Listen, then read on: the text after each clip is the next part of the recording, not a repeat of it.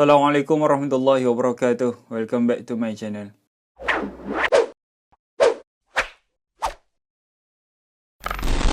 Baik, bila kita telah melepasi satu jabatan yang kesemua manusia diwajibkan untuk melaluinya, iaitu titian sirat. Dan ada dalam kalangan manusia yang tak dapat nak melintasinya. Dan ada dalam kalangan manusia yang bila diinjakkan kaki pertamanya, maka dia terhumban ke dalam api neraka. Dan ada juga dalam kalangan kita ni, bila kita melalui titian sirat seperti kerdipan mata. Dan ada juga dalam kalangan kita ni, bila melalui titian sirat seperti sepantas kilat. Cuma semua itu bergantung kepada amalan kita. Kalau amalan kita ni sebesar gunung, seberat emas, maka sudah pasti kita akan dapat melalui titian sirat. Tetapi sayangnya kalau amalan kita ni pun celang-celuk, amalan kita ni pun ala kadar, solat 5 waktu pun tak cukup, bagaimana kita nak melepasi titian sirat? Jadi bagi orang yang melepasi titian sirat, maka dia akan dapat satu berita yang sangat happy, yang sangat gembira, iaitu syurga Allah Subhanahu Wa Taala. Kerana tidaklah ada satu tempat yang memang menjadi tujuan utama kita. Tidaklah suatu destinasi yang memang kita nak pergi sangat-sangat. Tak lain tak bukan, itu syurga. Jadi hari ini saya nak kongsikan berkaitan dengan syurga. Kalau kita tengok pandangan daripada Imam Al-Qurtubi, iaitu salah seorang ulama yang terkenal zaman 600 Hijrah yang lalu. Dan Imam Al-Qurtubi ini berasal daripada Sepanyol tetapi wafat meninggal di kota Mesir. Jadi kata Imam Al-Qurtubi, bila kita ni sudah berjaya untuk masuk dalam syurga, ataupun bila kita sudah berjaya masuk ke dalam syurga, menginjakkan kaki ke dalam syurga, maka itulah akan jadi kejayaan yang paling besar dalam hidup kita. Kata Nabi SAW, Allah pernah bagi tahu, aku berjanji akan menyediakan syurga bagi hamba aku yang mana? Yang soleh. Jadi siapa yang soleh sudah pasti yang solat 5 waktu, puasa di bulan Ramadan, menunaikan haji umrah kalau mampu dan sebagainya. Dalam syurga, nikmat yang tidak pernah dilihat oleh mata, tidak pernah didengar oleh telinga dan tidak pernah terdetik dalam hati. Bagaimana tu? Wallahu alam. Memang syurga ni luar biasa. Memang kita tak boleh nak gambarkan dengan lukisan, tak boleh gambarkan dengan kata-kata. Memang tak ada siapa pun yang tahu bagaimana Allah sediakan syurga tu dan seisinya kepada hamba-hambanya yang soleh. Dan di dalam syurga nanti akan ada satu pohon yang pohon itu naungan ataupun teduhannya boleh dilalui oleh kesemua manusia. Dan sekiranya seseorang manusia melalui ataupun mengelilingi pohon tersebut ataupun naungan tersebut dengan kelajuan kenderaan yang sangat pantas, maka dia akan mengambil masa selama 100,000 tahun. Allah, besar sangat pohon dalam syurga Allah Subhanahu Wa Taala. Maka dalam hadis daripada Anas bin Malik, ketika mana Nabi dibawa ke Sidratul Muntaha, Anas bin Malik mendengar Nabi bercerita, ketika mana aku dibawa ke Sidratul Muntaha, iaitu langit yang ketujuh, aku melihat ada satu pohon yang sangat tinggi. Daunnya seperti telinga gajah dan batang pokok yang mengalir 2 sungai yang zahir dan 2 sungai yang batin.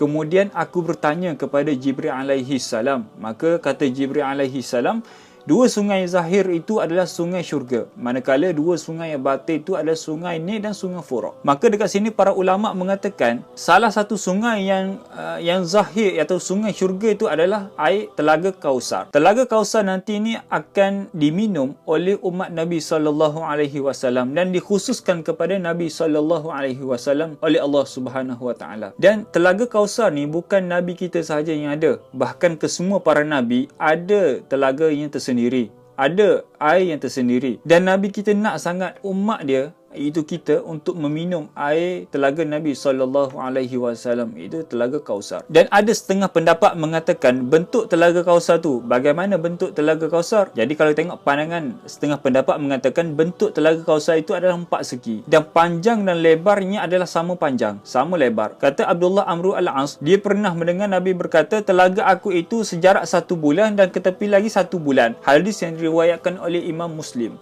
Maka jarak manakah yang disebut oleh Nabi 1 bulan yang mana? Iaitu jarak perjalanan seekor unta. Kerana seekor unta akan mengambil masa 1 jam, akan mengambil masa 5 kilo perjalanan. Iaitu 1 jam akan sampai 5 kilo perjalanan. Kalau perjalanan unta yang biasa, unta yang sihat, unta yang segar. Jadi tiap-tiap hari bila unta itu berjalan akan mengambil masa 10 jam. Jadi 10 jam kita darabkan dengan 5, maka akan jadilah sehari perjalanan unta 50 km. Maka kata Nabi, satu tepi 1 bulan dan satu tepi lagi itu lebar 1 bulan, panjang 1 bulan dan lebar 1 bulan perjalanan. Maka 30 hari akan didarabkan dengan 50 km sehari, iaitu perjalanan unta. Maka akan keluarlah panjang telaga Nabi iaitu 1500 km unta berjalan. Maka luas telaga Nabi SAW. Bila umat Nabi SAW nak meminum air telaga Kausar, maka dekat sana akan disediakanlah seperti cawan. Cukup ke cawan tu untuk semua umat Nabi SAW? Kerana umat Nabi ni memang sangat ramai. Kata Abdullah Amru Al-As, Nabi pernah bercerita kepadanya, telaga aku itu lebih putih daripada susu, lebih wangi daripada kasturi dan bekas untuk diminum banyaknya seperti bintang-bintang yang berada di langit. Dan siapa yang meminum air telaga aku itu tidak akan pernah dahaga untuk selama-lamanya. Hadis yang diriwayatkan oleh Imam Bukhari dan Imam Muslim. Kita boleh tengok bagaimana Nabi sediakan bekas untuk diminum sebanyak bintang-bintang yang berada di langit. Dan bagaimana pula sifat kolam Nabi SAW. Nabi berkata, air telaga itu lebih wangi daripada kasturi, lebih manis daripada madu, lebih putih daripada salji. Maka sambung Nabi lagi, tambahan Nabi lagi, telaga itu airnya lebih sejuk daripada air batu dan lebih manis daripada madu. Nabi nak gambarkan kepada kita betapa sedapnya air telaga Kausar ataupun betapa sedapnya air telaga Nabi SAW. Kita tak boleh nak bandingkan kesedapan telaga Kausar dengan kesedapan air yang berada di dunia. Kalau di dunia ni kita ada air apa? Air Bandung, air sirap Bandung, air Pandang kan, Nescafe Ice dan sebagainya. Tetapi tak boleh nak ditandingkan dengan kesedapan air telaga Nabi SAW. Jauh berbeza. Dan dalam syurga nanti, syurga ni ada banyak peringkat. Dan peringkat syurga yang paling tinggi itu syurga Firdaus. Sebab itulah kalau kita nak berdoa, kita berdoa supaya kita dimasukkan ke dalam syurga Firdaus. Kerana syurga Firdaus ni syurga yang paling tinggi di antara syurga-syurga yang lain. Dan salah satu hadis yang diriwayatkan oleh Abu Hurairah, kata Nabi SAW, apabila kamu meminta kepada Allah, maka mintalah kepada Allah supaya dimasukkan ke dalam syurga Firdaus. Kerana ia yang merupakan syurga yang terbaik dan syurga yang paling tinggi. Hadis yang diriwayatkan oleh Imam Bukhari. Kata Nabi SAW,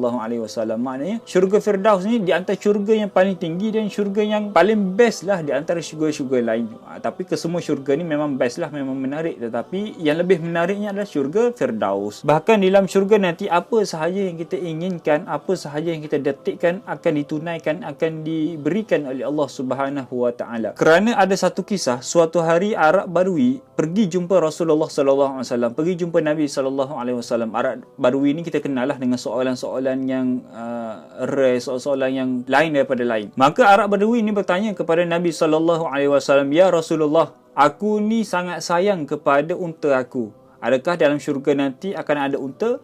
Maka jawab Nabi SAW, wahai Arab Badui, sekiranya Allah memasukkan kamu ke dalam syurga, insya-Allah, maka di dalamnya terdapat apa sahaja yang kamu inginkan, yang kamu kehendak dan melazatkan pandangan mata kamu. Jadi apa sahaja yang kita kehendak, apa sahaja yang kita mahu akan ditunaikan oleh Allah Subhanahu Wa Taala. Dan kita boleh tengok bagaimana kisah seorang manusia. Dia ni adalah manusia yang terakhir masuk ke syurga Allah Subhanahu Wa Taala dan dia juga manusia yang terakhir keluar daripada neraka. Kita boleh tengok bagaimana kisahnya. Kita boleh tengok bagaimana kisah bila pertama kali dia menginjakkan kaki ke dalam syurga, dia melihat syurga ni seolah-olah penuh, walhal Allah hanya nak bergurau sahaja dengan dia. Tetapi bila dia pergi ke satu pohon, dari satu pohon ke satu pohon, bila dia tengok ada satu pohon yang depan tu lebih besar, maka dia minta kepada Allah nak pergi ke pohon tu, wahakaza dan sebagainya. Panjanglah cerita dia. Maka itu sahaja untuk perkongsian pada kali ini. Itu berkaitan dengan syurga. Moga-moga kita ni dimasukkan ke dalam syurga Allah Subhanahu Wa Taala. Allahumma amin. Jadi itu sahaja perkongsian saya untuk kali ini. Semoga perkongsian kali ini memberi manfaat kepada semua. Dan terima kasih kepada semua yang sudi tengok daripada awal video sampai hujung video. Assalamualaikum warahmatullahi wabarakatuh.